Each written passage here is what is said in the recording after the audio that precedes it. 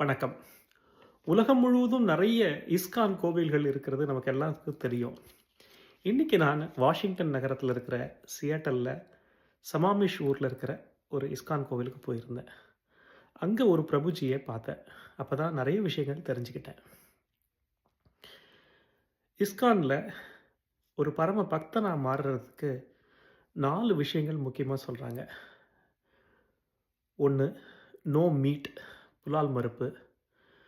No intoxication மது பொருட்களுக்கு அடிமையாகாம இருக்கிறது.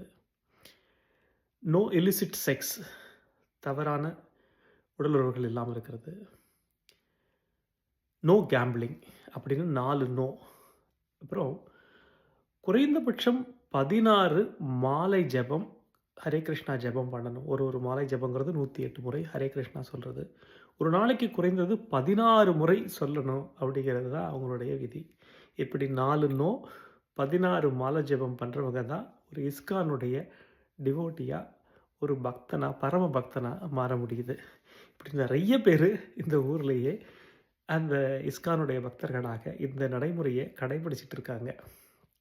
அதுக்கப்புறம் 1 வருட கால பயிற்சி வகுப்பு இருக்கு.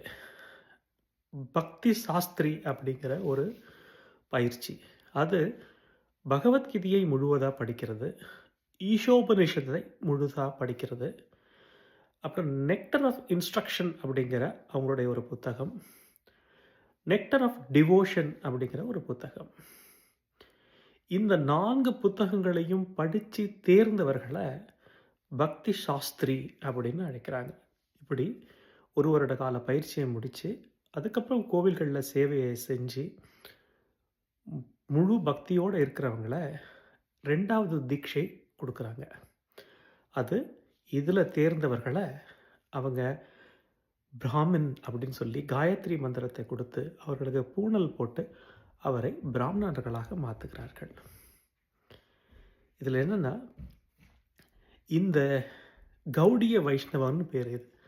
இதை சைத்தன்ய மகாபிரபு அப்படிங்கிறவர் தான் இந்த கௌடிய வைஷ்ணவத்தை தோற்றுவிக்கிறார். அவருக்கு பரம சிஷ்யர்கள் 6 பேர்.